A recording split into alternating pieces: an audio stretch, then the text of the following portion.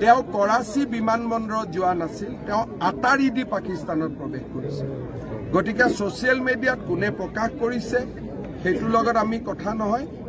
তেওঁ গাড়ী দি সোমাইছে, ফ্লাইটেদি সোমোৱা নাছিলে যাতে মানুহৰ চকুত নপৰে।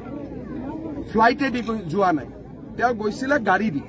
সেইকাৰণে গোটেই তথ্য আমাৰ হাতত আছে। গাড়ী নম্বৰ আমাৰ হাতত নাই, কিন্তু কোন মুহূৰ্তত কেইটা বাজি কেইমিনিটত পাকিস্তানত গৈছে এইটো আমি জানো। কিন্তু চাৰ্টিফাইড কপি লাগিব।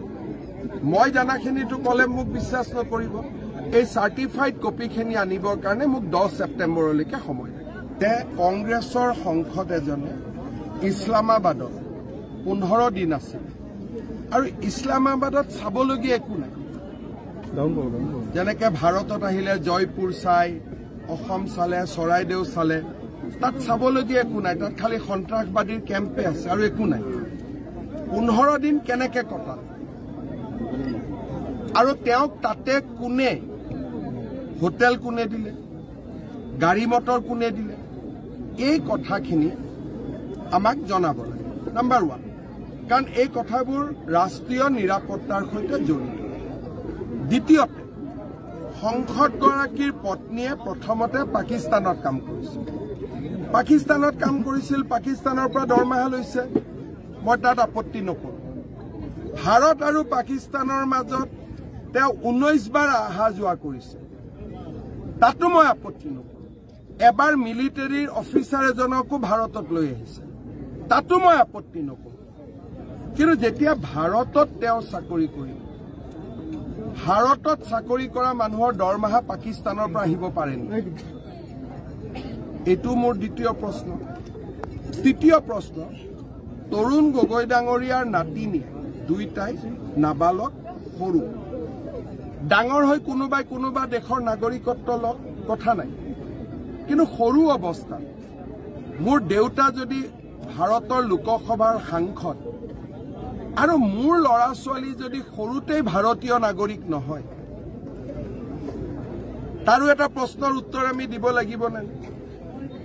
চতুৰ্থতে, মোৰ ধৰ্ম কি ল'ৰা ছোৱালী, তাৰো এটা উত্তৰ থাকিলে।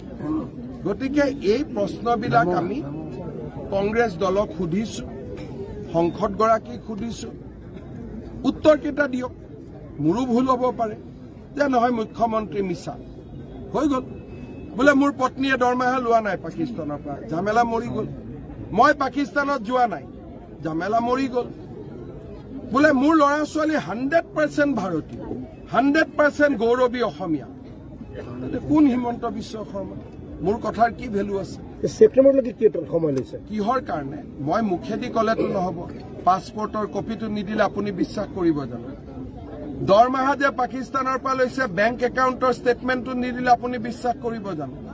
ল'ৰা ছোৱালীৰ নাগৰিকত্ব কি মই যদি কাগজে সৈতে নকওঁ, মোকতো ইয়াৰে মানুহে মাৰি পেলাব দেখোন।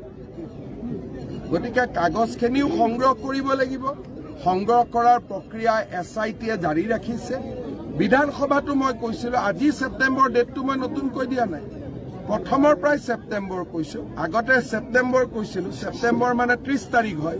এতিয়া মই 20 দিন আগুৱাই দিছো যে 10 ছেপ্টেম্বৰতে আমি সম্পূৰ্ণ তথ্য ৰাইজৰ আগত দাঙি দিম।